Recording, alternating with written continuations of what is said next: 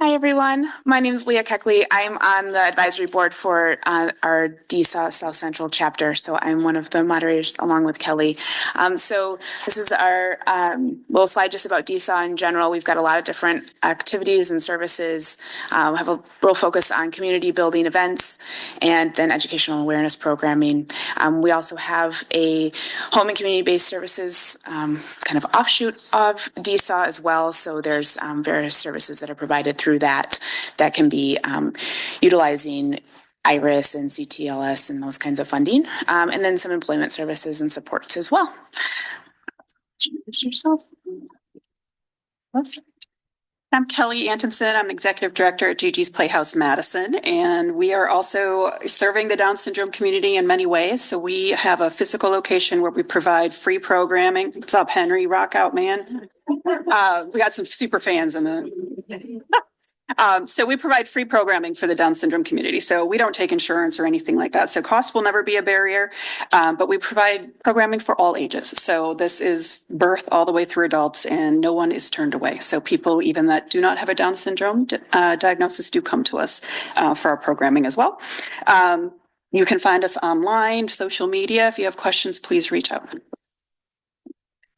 I don't know how we do this. Oh, this isn't our slide, but this is good info. So yeah, we'll just leave it up. Take a picture of that. Okay. I think, is that what we're just going to keep up? Last slide, so we'll just leave it up. Oh, okay. We are really buttoned up today. So do you want to start? Sure. Okay. All right. So we have questions and we kind of asked everybody, and then Emily, we ask a little bit of a different question because some of it's a little obvious for her. So we'll just start with everyone telling us about their connection to the Down syndrome community. And Sue, I think I'll have you start, and then we'll kind of go down the line. And I'll ask Emily her individual question. It's on. Yes. Hi, my name is Sue Carey. My husband, Mike Garrity, and I have two daughters. Our younger daughter, Katie, is 31. She has mosaic Down syndrome and also autism. And we moved here recently, about a year and a half ago, from Eau Claire. Hi, my name is Tracy. I have a brother, Grant, who was born with Down syndrome when I was 10. He will be 32 in May. He is one of my best friends. He is a part-time roommate. I am his backup guardian, and we have started transitioning. He lives with me about 35% of the time. Kind of over the next years, we're just kind of smoothly moving into life with me, and he will end up with me 100% of the time in the future. My name is Sarah, and I have a 6-year-old daughter with Robertsonian translocation Down syndrome and autism. My name's Jim Hodson. My wife, Nancy Russell, is up here. But 20 years ago, we were introduced to Henry Hawk Hodson, and Henry has trisomy 21. My name is Emily Ammer. I was bored so many years. No, very young in board meetings now. So this is my second, third panel, so I can wait. All right, Emily, I'm going to ask you a question next, so you keep your mic. So we wanted you to tell us a little bit about yourself. I know that you're very busy and you have multiple jobs, so wanted to hear a little bit about your jobs, how you keep yourself so well organized with such a busy schedule. So first of all, I got 3 jobs. CI is commercial inventions, and I work on Alcor from disparities, like we were going to play this year. And work at Cosa Boutique is in Beyond too. And we are working on doing an Alcor. We do what kind of script? Because Terry Parliament, short plays and other things. I'll be busy a lot because I organize with the schedule. I'll be a lot of things are going on. Emily, is it okay if we hear from you again? Sure. We know you're a busy lady. Can you share about your social life? What do you like to do? Who do you live with? All that kind of good stuff. Well, I live with any American. And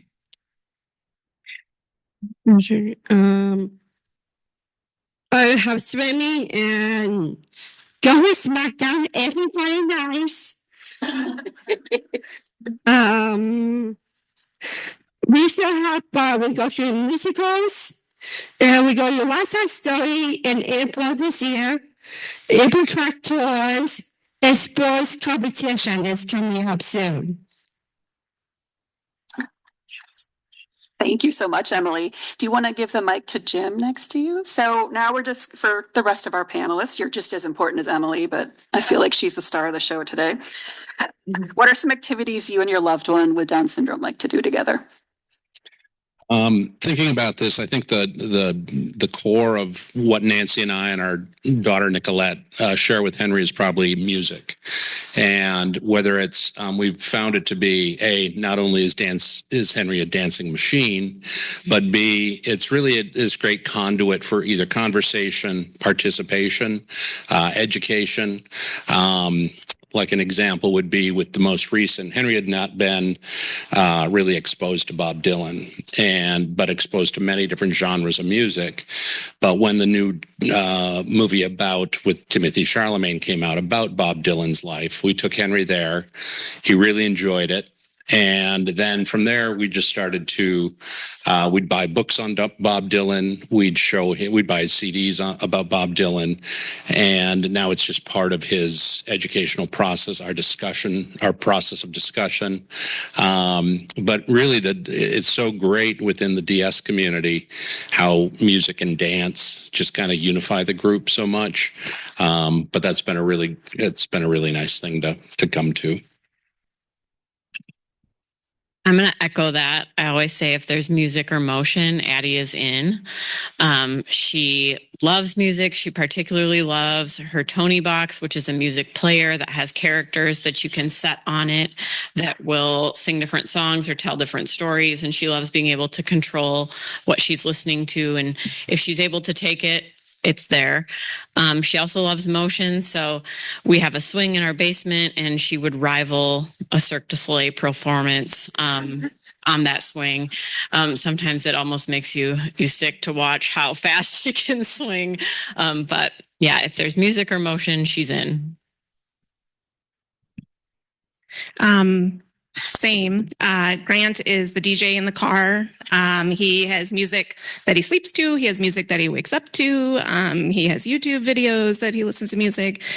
He tapes himself singing and sends them to us. He's eclectic all over the board. I drove him up to Wausau for a snowshoeing competition, and we listened to the Wiggles for about 7 times in a row, like 6 different people singing the Wiggles. And then I was, still trying to wake up. And he's got my phone playing Spotify stuff. And it just goes into this heavy metal screaming thing at like 8 a.m. And we actually listened to that for the next 2 hours on the way up in the car. So he's also attended many dance parties with Henry and such. And I think that's probably become a really big language thing for him, is maybe he can't always say the words, but you can tell how he's feeling or what kind of mood he's in or whatever, just by what he's listening to. So. I hate to be repetitive, but this morning I woke up to her belting out Christmas carols. So that's good. Katie loves music. She takes a dance class, which she really enjoys. She's nursing a knee injury, so dance is a little harder for her right now. But she loves to sing, and she will often have a movie playing, like The Wizard of Oz, on her iPad, and either a Star Wars. She loves orchestra music, Star Wars, the whole score, all of it, or songs that she'll be belting out at the same time she's watching the movie. She enjoys that. The other things that we enjoy doing together, she has 2 nephews that she just adores, and she loves playing with them. And she takes music therapy, which has really helped also. I'd like to just add one thing. If if you're music lovers and don't know about the Shazam app, just look into it. It's a really great tool. We could be, it's a pretty new app over the last few years, but you could be anywhere. And if you hear a song that you either groove to, or in my case, my son is, but I don't have access to find out the title of the song or sang it, I just pull up my phone, hit the Shazam app.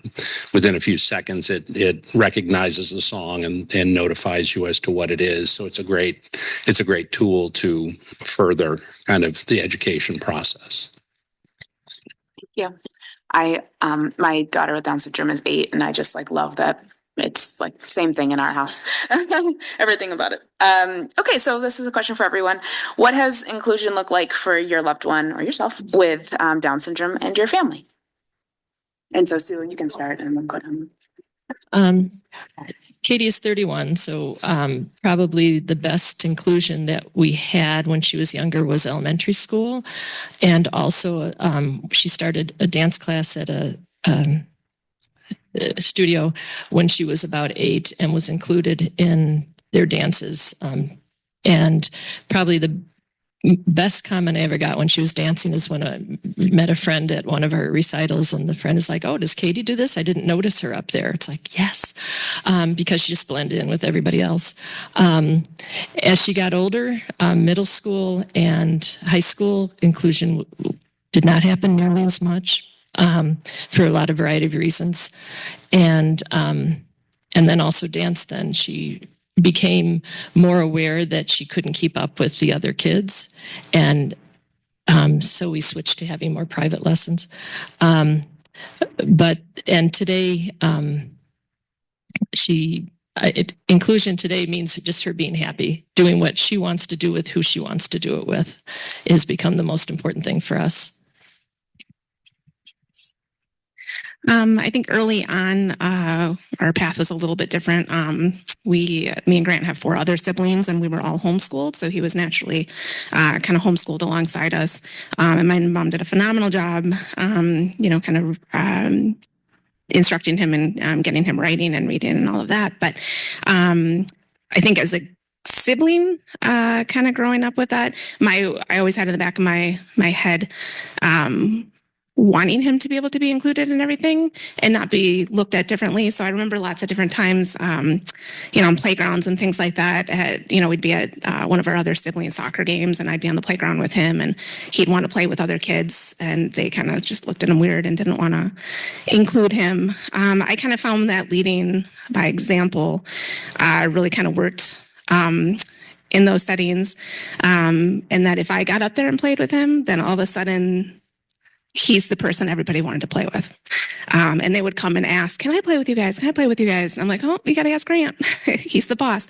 And they would. And of course he, kind of included everybody in it. I think that really made him feel kind of better. And now again, kind of like as Sue said, it's whatever makes him happy. He loves hanging out with at Gigi's and kind of being amongst like a second family where he feels super comfortable. He also really loves being included in just everyday things. So we go shopping together, we go to concerts together. We just got back from Colorado last week together. That was his second flight with me, and we got to go visit our sister, and he just loves being, doing what I'm doing what the rest of everybody else is doing, and kind of being included that way. And so Addie is still little, so this was her first year of school. She's a kindergartner, and it's going better than I could have anticipated. She is in the classroom. She does get pulled out for early childhood and various therapies, but so far things are going great. In terms of with our family, it's mostly about trying to figure out how to give her the opportunity to do the same things that we're doing. We spend a lot of time outside, so we like to go on bike rides as a family. And so finding out how can we do this in a safe way, we were able to find a bike trailer that had sort of mechanism that would support her neck when she was younger so that we could still bike ride on trails and have her be safe. She likes to bring her Tony box. After losing multiple Tonys, we figured out how to put a net over the top to keep her and the Tonys on the ride with us. And then those types of accommodations have been important too, and also recognizing when she doesn't want to be doing the things that the rest of us want to be doing and figuring out how we can respect that as you would anyone who doesn't want to join an activity. So finding that balance.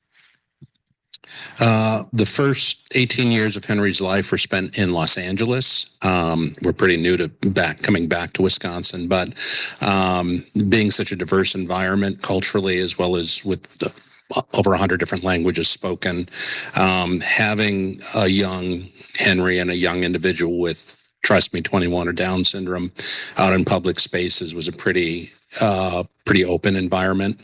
So that notion of inclusion, whether it was at grocery stores, parks, it was always it seemed like a very open environment.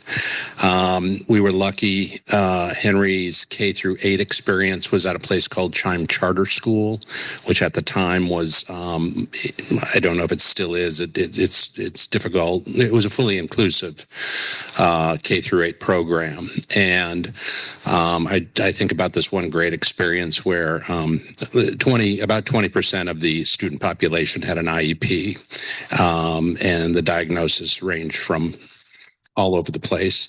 But we were working with Henry and pacing. And the beauty of that particular school was the other 80% of the students that did not have an IEP or any kind of a diagnosis, each one of their desks would have a pacing board on it. So from across the board, it was just Henry could go and hang out. And if they couldn't understand Henry because of a fast speech pattern, they would just, point to their taped on pacing board and go there. It was a really great experience, K through 8. Then we got into kind of a traditional Californian or Los Angeles-based high school, which like 2 of 6 classes, Henry could be included, and that was a big change for us. It was also during the period of COVID or Zoom calls and some pretty intense surgeries. So our high school experience was a little different than others. But right now, in terms of that, he's all over the place in Madison because of this organization, Gigi's, DSAW. He's at Madison West under their canopy. We got Henry through high school in LA and then moved.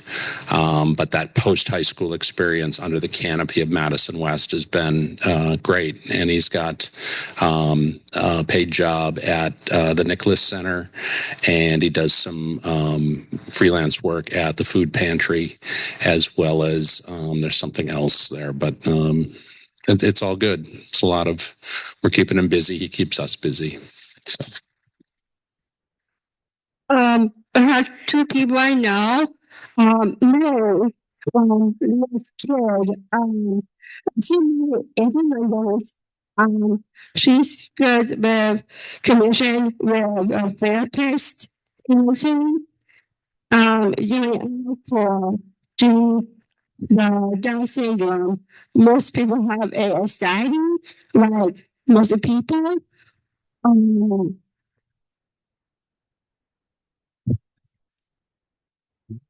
Yours might be different. It's just asking about different activities that you feel included in. Doing the activities are like sports, like swimming, snow stuff. So the next question is about communication and what may have been some struggles and what's something that's really good. So whether you use an AAC device or sign language or other forms of communication, we'd love to hear about that from everybody. I saw my friend Alice Bosch. She has sign language with the disaster that people come in. The sign language helps The first one is, what's my question is, I don't want to say it. Everybody is like, don't pick one. Mama should do it. Mama should do it like this. This. Most people do that. Should I start laughing? Oh no. All right, good. Actually, my wife may be able to answer this one better than I, but it's in reference to communication skills. We're at that, Henry's 20 at this time, and we've kind of evolved through that kind of the team that was always around Henry became the communicators, the interpreters. Nancy and I are the interpreters for Henry. That we know because of our limited time with him as we age. It's a little bit of a paralyzing concept that if you're with Henry for any time, you'll eventually kind of understand the language. I mean, he's great at communicating. He's a very gregarious man, but it's not always that clear. So I believe we're just beginning to get into some assistive technology and learning about that through this particular center. So we're new to kind of the technology aspects of it. So Addie's primary form of communication is sign, although she has added more words to her vocabulary through kindergarten. Early on, we did get introduced to the program, the AAC program here, and followed that up with support through speech therapy at Gigi's, at CI, through the school district. Addie never took to AAC despite modeling it round the clock for many months. She almost became averse to it, and it was really hard for us to let that go. In my mind, she was going to use this AAC to communicate with her peers, and they weren't going to understand her without it. And that's just not been the case. So when earlier it was shared about the gestures, and there was that one point at the top with the 200 gestures, that is Addie. She will make her point known, whether you understand the sign language or not, through gestures and sounds and motion. And so it's been sort of a humbling experience to learn from her when we thought we were trying to teach her. And she's just really come a long way since we've leaned into sort of how she communicates best, which is sign language and gestures. And as I said, now she's saying more and more words and leaning on music to help introduce those words. If there's a phrase that she can sing, she loves to say, "Let's go potty," and things like that. And so we just look forward to hearing more from her, but understand that things change and perhaps AAC will be in our future again someday. Grant is 31 now. We definitely used a little bit of sign when he was a baby, and gestures and things. I think that at this point, I'd say he's verbal. He's not excessively over so he'll give you very kind of short answers. If you want anything more than that, it kind of takes a little bit. I'd say his biggest thing, I think, differentiating things is just his facial expressions and things. So I think it's, really easy in this day and age to kind of conversate with people without really even looking at them, or with him, you really kind of have to, because oftentimes you'll say something, and if you're in another room or something like that, he won't respond. But he might make a really crazy face at you that you totally missed. So you can kind of vibe with that and continue the conversation. And I think he also just responds a lot better if we are very communicative with him, even if he doesn't necessarily always send that back. Transitions and things always work better if we can kind of overly talk ahead of time and give him a heads up and things like that. Then he'll become kind of more verbal, because I feel like he's had time to kind of prepare, and then he'll kind of communicate his feelings with you and things. So Hi. First, I wanted to say something I meant to mention before with the inclusion. Katie was diagnosed with autism here at the Weissman Center 19 years ago. And a couple of speakers had talked about not understanding the occurrence of Down syndrome and autism then. After she was diagnosed, when we went back to school, we were told she couldn't possibly have autism because she had Down syndrome. And the school never accepted the fact that she had autism. So just to see how much things have changed in 19 years. In terms of communication, speech has always been Katie's strength. She will talk your ear off. She's very articulate and very clear to understand. So we've been very fortunate that way. So we have not needed other kinds of communication. However, as an adult, one of the issues was dismissed from speech and language in middle school, as I think a lot of our kids are. And what we found in high school and now as an adult, communication, no matter how a kid communicates, once they're, there's so much more to it than talking. It's obviously all of you know. And what she lacks now in terms of communication is being able to take someone else's perspective, being able to have a conversation where she asks questions to other people. All of those things that a lot of us as adults kind of take for granted. And I think that that needs to be more of a focus for adults with Down syndrome, is that kind of communication. Places like being at the activities at GG's and DSA definitely helps with that, but having structured SLPs or somebody who can help facilitate that would be a really good thing. Even if they can talk, or no matter how they, and that's how they communicate, whether they talk or use an AAC, that kind of communication is still just so vital as an adult. Thank you. All right. So knowing what supportive resources folks utilize can be really helpful to other families and individuals in the community. So kind of that crowdsourcing where we can find out what other folks are doing with different fundings and different therapies and services. So we just wanted to ask folks if they had examples of use of CTLS waiver or IRIS funds to help support you or your loved ones with Down syndrome. Give an example of what you've used the funds for and what benefits you've found from the services. And so if folks don't feel like they have something, you can always just skip, but just wanted to, yeah, you can start with you. Yeah. Katie's on IRIS, and we use funds. She participates in the DSA Community Activity Hub. I can't remember what the program. She's there equivalent of 3 days a week. It's an amazing program. We also use IRIS funds for the Community Ties program here at the Weissman Center, and music therapy. We use IRIS funds for respite care also, and I've found other parents aren't aware of this. We use IRIS funds. We can be paid as her caregivers now that she's an adult and has been for a while. So that's really what we use most of our funds for. Grant is also on IRIS. So we have used funds for quite a long time with just job training and job coaching. Also respite and companion care. Now that I have been taking him more, I've stepped back from work. So I'm a nurse here at the hospital, which is very flexible. But I have stepped back to part-time so that I can afford to take him.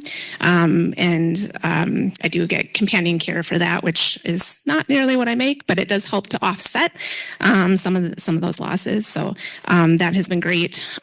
He also has done horse therapy for years, which he absolutely loves. He calls it his horse. So sorry if anyone else wants to go, but he's taken it. He just really enjoys, helping to take care of kind of all animals, but this one in particular, and gets to kind of walk the horse and feed it. And it's the horse's magic, but it's a pretty magical experience for him. He really has created a great bond, and he's done that for probably 4 or 5 years now. So. I also think, just to say, I think a lot of us know each other and stuff up here, but I think bouncing ideas, not just like with IRIS and stuff, but just in terms of resources, like bouncing ideas off of people, and just kind of, okay, what are you doing with this? What are you doing with this? Especially in transition periods. For me, not having been as evolved when he was a little kid, but this is a big transition period for me as well. So just asking a whole lot of questions and bouncing ideas off of other parents and caregivers and things like that has just been huge with really understanding and getting him kind of the best benefits. So. Addie is on the CLTS waiver, and through the waiver, we have respite care. She also does hippotherapy. She calls her horse a raccoon. She also does music therapy, which is by far her favorite time of the week. And CLTS has also helped us purchase things such as the supportive bike trailer and the adaptive stroller. And they've also been really great about connecting us with the resource closet. So we were able to try out different things when she was an infant, from high chairs to different places or ways for her to sit when she was getting G-tube feedings. They have been really great in connecting us with people who are in similar situations to bounce ideas off of. And we've had a great experience with that. We're pretty new to, as I had explained earlier, we had been in California up until Henry's 18th, 19th birthday. And so we're just kind of getting our heads into the IRIS program. It's been great. It's been really nice. Very different than the state of California. The state of California, it sounds like, still runs the way maybe Wisconsin did 15 years ago, before kind of IRIS and these other programs were brought in and mandated. With IRIS, though, we've between Madison West Transition Program, GGs, and DSAW, we are getting a lot of our services taken care of. We, through Madison West School, we're actually, I think next week we meet with the Vocational Future Planning and Support Group. And then in September, we'll be meeting with the West and DVR. But just kind of going back to what hopefully, we're hearing a lot of things about what this present administration is thinking and possibly maybe doing in the future. Just 3 weeks ago during an IEP, DVR could not be present. They did Zoom, but they were in a position where they weren't allowed to be driving because they weren't quite they didn't know what was coming down the path in terms of funding. So it's upon us. But then with GG's, we get adult fitness, cooking, we get social programs, literacy, math. These are all wonderful. DSAW, Henry has participated in a relationship class there. I think there's another one possibly in his future there. And let's think here. The speaking class that DSAW is going to hold, and Henry's going to be on board, public speaking class in 2026. Other than that, both my wife and I want to talk about, and I alluded to it, but it is that concern about Medicaid and grants that support, and it was a bit of a. Being here is wonderful, but knowing that everything we learned today probably is funded in a large part by our federal government, and it's just a time of concern.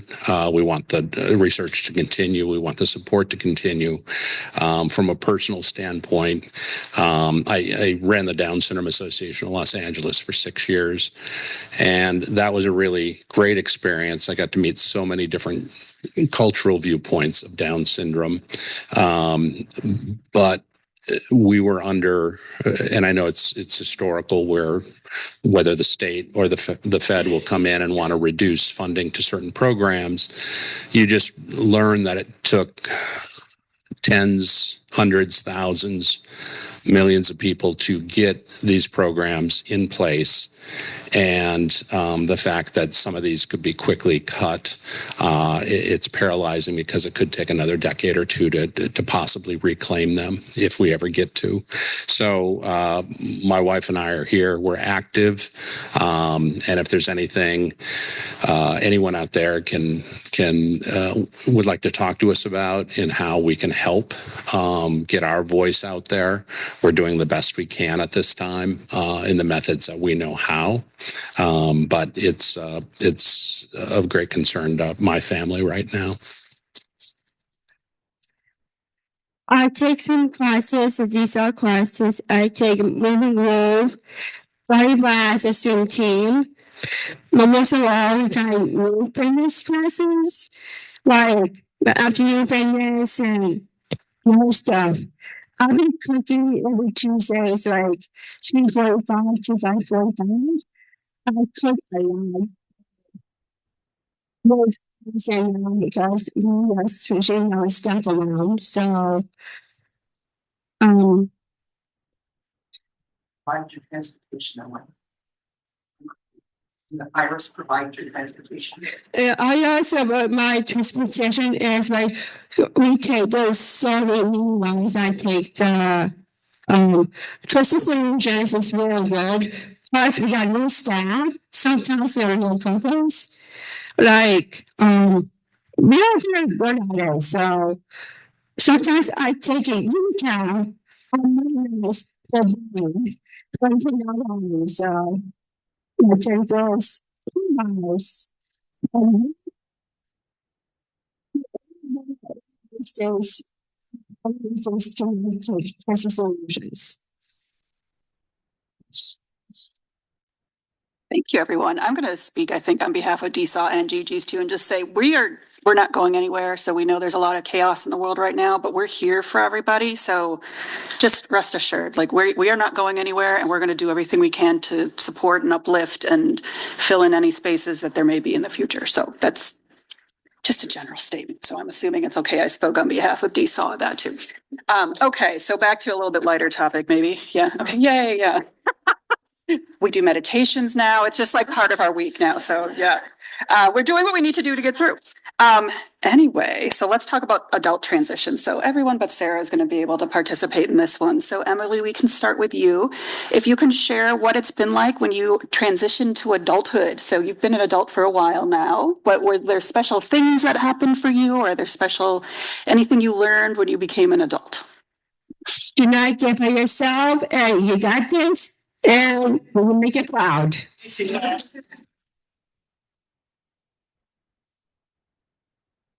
I think we're just at the very beginning of it, so I don't have a ton to say. I feel like just we're learning about our new state of Wisconsin. I was born here many years ago, but we've returned and we're loving every aspect of this city. We feel like Henry's receiving better the care in a very large city like LA. You do have a great kind of grouping of surgeons and physicians. It's just it's a very taxed system. It's people from all around the world are going there to get service on top of a population of the county we came from is twice the population of the state of Wisconsin. So when you add those things together, we got great medical assistance, but it was complicated. Once we arrived here, and because of Dr. Stanley, we met Dr. Stanley 2 weeks into our arrival here, and you just opened up some great doors for us. So we thank you.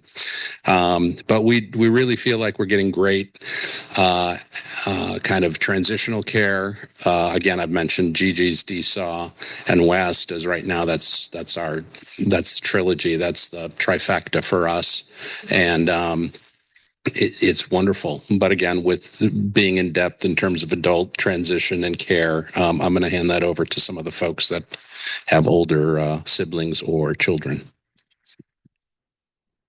Grant would say he's an old man, so it's quite. I wasn't around. Well, I lived afar for kind of his early years in transferring, but he did homeschool again, as we all did, kind of growing up. So he didn't, transfer school so much to adulthood, but he did start working with Iris, and I feel like that was a pretty smooth transition. We ended up with a really great Iris consultant who's just absolutely phenomenal and can answer like any questions that we have, and she's really been a savior in guiding us, in terms of job coaching and just the process that going through all of that and finding a job and all of it. And then kind of suggesting, other things that he could benefit from, or, just kind of evaluating everything, as we go. So I feel like she's really kind of made the process pretty smooth. I think that also having just kind of set things that maybe haven't changed through that, and kind of things that he's done, like Special Olympics he was in as a kid, and that kind of continued on. Those kinds of things just, I think, made just transitions easier, just as now why we're trying to kind of do this slow with him is just to kind of, have him gradually get used to being with me, and then it won't be like this sudden huge change for him. So I kind of feel like he had a very smooth process just in terms of that, because I think a lot of things were stable as he transferred into the job world and kind of things like that, that we didn't have too many bumps or anything along the way. Katie did her transitioned. We were in Eau Claire, and so when she transitioned, she's 31 now, so many years ago there weren't a lot of opportunities for after high school, and the idea of working was not as ingrained in the transition. She basically went to high school till she was 21. There was no transition program. That has changed since then in Eau Claire. And when we moved to Madison here a year and a half ago, I was astounded at all of the services and the things that we could involve Katie in here. So that's been wonderful. My biggest advice to anybody who has a child transitioning is find parents who are just one step ahead of where you are. And we learned the most from other parents. And we were really, really fortunate in Eau Claire, and we're fortunate here now in Madison to have a wonderful tribe, so to speak, or village. And then the other thing about transitioning the medical parts from pediatric to adulthood was also kind of a challenge, not because we didn't have great providers. It's just that you feel like you've been, had this wonderful little, you were coddled for 18 years, and then you're thrown out into the adult world in a lot of ways, and with medical stuff too, trying to find the right providers and stuff has not been bad, but it's been a challenge. So that's pretty much it. Thanks. So this is our last question before we open up to questions from the community. But what's one thing you would like to share with others about Down syndrome that maybe you haven't shared yet, or if there's anything else you wanted to share with the group? Let's start with you. Sorry, Sarah. Oh, that's okay. You could get all emotional and say this has changed my life, which is an understatement. I've made the best friends ever from other parents. I mean, there's nobody like somebody who's advocating for their child. So that has been life altering for us.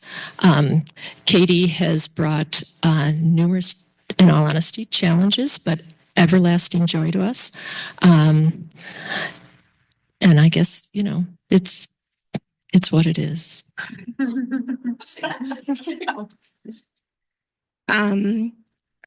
I'd just like to share, I think that if you have somebody in your life that does have Down syndrome, just how absolutely lucky you are. They are probably the most genuine people that you will ever meet. You can be in a room full of them. There's no judgment. There's no, no one cares what you're wearing. No one cares what you're doing. No one cares, what you did yesterday or what you're doing tomorrow. They're just happy being in those moments. And so I think even as challenges arise, it's just important to kind of stop for a second and just realize, I think Grant has taught me way more than I've ever taught him. Patience and just what's really important. They just kind of bring you back to earth. I wouldn't change them for the world. I think Addie has taught me a lot about authenticity and showing up exactly as she is in every space that she's in. And I just really appreciate that. I think that sometimes there's a lot of stereotypes that get layered over people with Down syndrome. And when you know someone with Down syndrome, you know that they are a whole person. And that's just really important. Yeah, all great points. Rubbing your elbows with an individual with DS is that to me is the great. That's the delineator. That's when it changes everything. So I always encourage friends to do that, to be part of a to come over to the house, see Henry, meet Henry. We take him out to wherever we can, and that those lessons have just been great. I believe he has, this notion of dancing like in aisle 3 at Trader Joe's while Muzak is playing. Just opens it all up, that we should be doing that a bit more, or a lot more. I think Henry, whether it's the diagnosis or not, life, and as I'm 60 now, life's wildly beautiful, but it's also wildly fragile. And the one thing, like, we had the last doctor that spoke, and the question was about how often to get maybe your hearing checked. My family has gone through a very interesting case with Atlanteal axis instability. And just as a quick, for those that are part of the DS community, hopefully you know about it. I encourage you to just continue reading about it. Our quick story was, when Henry was 5, it was common knowledge if your son or daughter wanted to play a sport, you would go to your doctor. They'd do an X-ray, which we now know isn't the best thing to be looking for AAI, but it back then it was what they had. And back then it was either you had it or you didn't. And you could kind of like wash your hands if you didn't have it. At least that was the commonplace from our doctors' information. And 10 years later, Henry was very active in dance, in gymnastics, all sorts of things. And we found ourselves with a 14 millimeter dislocation of the C1 and C2. We didn't know the signs because we had kind of thought we had been given this coupon a decade earlier. And meaning the doctors at that time just thought, hey, you did or didn't have it. So I'm here as a parent just saying, put it on your list. Annually, just make it a part of your discussion with your medical team, your physicians. Look online, see if you can understand some of the signs, the physical signs, to just be watching for it. Because as I understand it, as a layperson, it's now possible that AAI is, it evolves.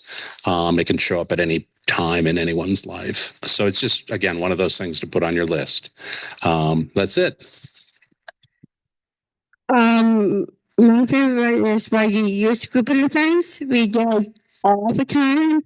We did some swimming, running, notices, where you go to movie, like, first to military role, for you see movie, so it's pretty cool.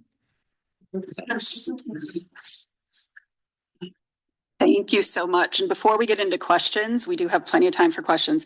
Both of our organizations do serve the entire state. So there are 3 physical locations for Gigi's Playhouses. So Madison, of course, Milwaukee area and Wausau area.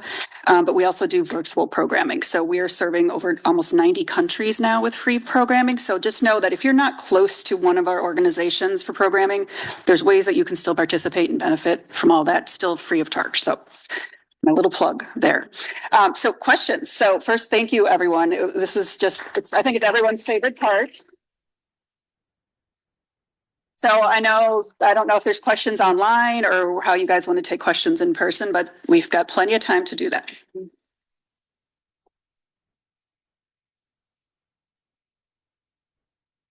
Claire, I knew you'd have a good question. I was curious, for Katie and Henry, was post-secondary education ever talked about? But not so much for Katie. With her autism, Katie has a lot of other concerns and issues, and that would have been really difficult for her. She's not as independent as she could be. and being in big places, like going someplace to a larger school again would have been very stressful for her. She has a lot of anxiety. So I think that she learns a lot. She loves to learn, but not in a structured way. Other than DSAW has been great. And for Henry, great question. Thank you. I think we're just kind of going through this transition of moving and kind of getting used to Wisconsin and looking for it. We've always thought of it absolutely as an opportunity. Henry would need one-on-one support in that adventure, but we're not quite sure yet at this time. But thank you.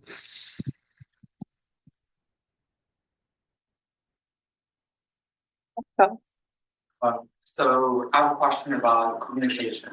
So sometimes I have to ask, repeating the same sentence for twice or even 3 times. I have to do something like that. I have co-learning plans and my first language is not English. So in that kind of situation, what are the tips for sort of really getting the conversation going? So a lot of tips for that.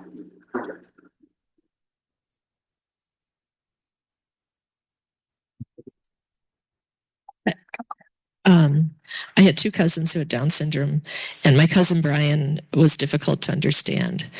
And he was so patient with us trying to understand him.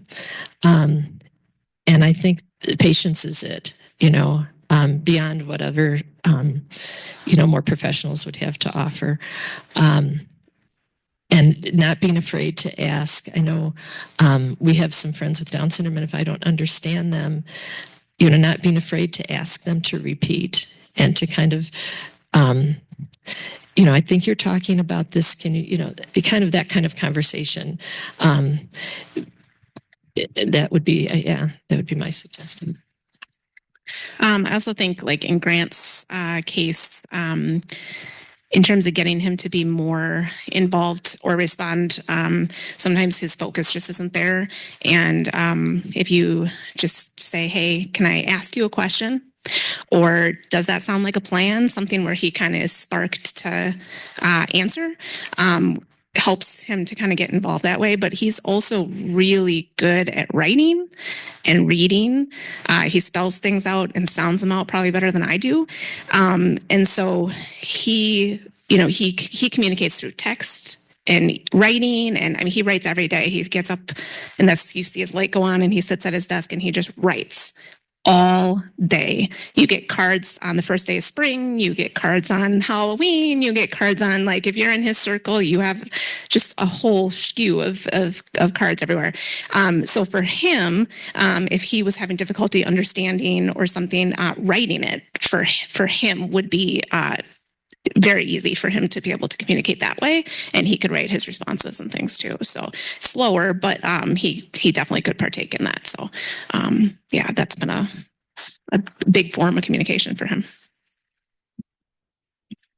We're sort of at the beginning of our communication journey, but sometimes for Addie, in asking questions, I think sometimes it's assumed that she can't answer or doesn't know the answer, but we've found that if we offer her choices, and while she is sort of averse to the AAC, she does like choice boards, or we will like put our hands out and say, do you want to do this or do this? And she's more inclined to answer that way. So kind of breaking it down or working backwards into the answer has sometimes helped. Yeah, it all makes sense. Patience in particular, I just think about, and you brought up the great point that you were born with English not as your first language. And that, again, I'd love food, so I navigate a lot of different cultural places for that food. And I personally have learned that just patience, because I want to understand and ask these questions of what is going to taste great But also the aspects of gesture come into play. And so when it comes to Henry, it is that it's patience, gestures, trying to find that common, that universal kind of thing that we can at least start to build a communicative kind of pathway with. Again, if it's food or Henry does this, Henry has ADHD off the charts along with his DS. And I was going to say one thing. This goes back to Sue's remark about, in past histories where you couldn't have Down syndrome nor ADHD at the same time. In California, about a decade ago, it was an interesting observation. I was my partner at the Down Syndrome Association of Los Angeles. His son had the dual diagnosis of Down syndrome and ADHD, and at that time, the state would look at that individual differently. So we had to kind of figure out in terms of funding or support from the state, which boxes we checked, because it always meant different things. Sometimes it would work against you. But it was just kind of an interesting reality back then. And I forgot where I was going to go from there, but that's it. I was just going to add regarding communication for my daughter. Really allowing for processing time is a big piece for her. So if you ask a question and she doesn't answer right away, or she might say no, and it doesn't mean no, it's like her wait or pause word to like allow herself to process. But if you ask the question and then repeat the question again, then it kind of starts her over where she needs to think it through again. So I know that may not necessarily be true for every single individual with Down syndrome, but I do think it's somewhat of a common thing. Actually, Gigi's has this really great little video about teaching people with Down syndrome, and they have this nice, it's like, wait for it. And so, just like giving that space. We say we train all of our volunteers, you need to wait 8 seconds, and it feels like an eternity when we're so used to just rapid fire, but it does make a huge difference because like Leah said, it's going to restart the process. So if you ask them a question, ask them a second question, that just keeps extending the processing time. And it comes back to patience. I think that kind of is like a theme here, but and so just kind of checking yourself if you're getting antsy. Well, silence is fine, and it's a good component to the communication with individuals with Down syndrome and other individuals too. I think we sometimes rapid fire to a lot of folks, and they're like, I'm overwhelmed. So. Well, I'm Henry's mom. Henry really wants to communicate. Like, he's been talking the whole time. Everyone's been talking, whispering. So just know that for some people, they so want to be understood. They so want to communicate. And we know speech has been the biggest challenge for him. It's a night surgery, but Gigi's introduced us to University Speech and Hearing Clinic. And so Henry's gone through 4 semesters there working with grad student clinicians and Dr. Stanley, who we have a trifecta, right? Jim mentioned, but it's 4. Dr. Stanley has really been awesome for us these past 18 months and just introduced us to the communication aid and system clinic here at Boston. And Henry just started working with Annie there and just experimenting with aids that can help him. He can speak, but maybe this can help him even more. He loves it. He's loving the devices. So he loves his phone. Anything to help. So he really loves to. Take a break though. and I'm just going to add on top of that. I did want to circle back and thank you, my friend, my partner. Was about the medical kind of world here in Madison. We've been nothing but really pleased with it. It's I know I alluded to it earlier, kind of these comparisons between LA and Madison, but we've been so well taken care of. And it's the first time in our medical history with Henry where organizations are calling us to like set up appointments. We were always on the other side of it, chasing these kind of appointments. So we're grateful. We're grateful for whether it's our primary care physicians, the work that's being done at this organization, every specialist, everyone that Henry's been working with, whether it's through the university. Again, it's a real great attitude here. And there's something about the Midwest, which again, I was born here and I love it here. But it's a really beautifully ripe environment for those of us that are parents that have an individual with a diagnosis, because it's challenging. We're a taxed parental group, and when you have all those organizations, for the most part, that are ready and willing to assist, it's made our particular lives easier. So thank you all. All right. Well, we are at time, so we really appreciate everyone's energy and for being here. Thank you so much.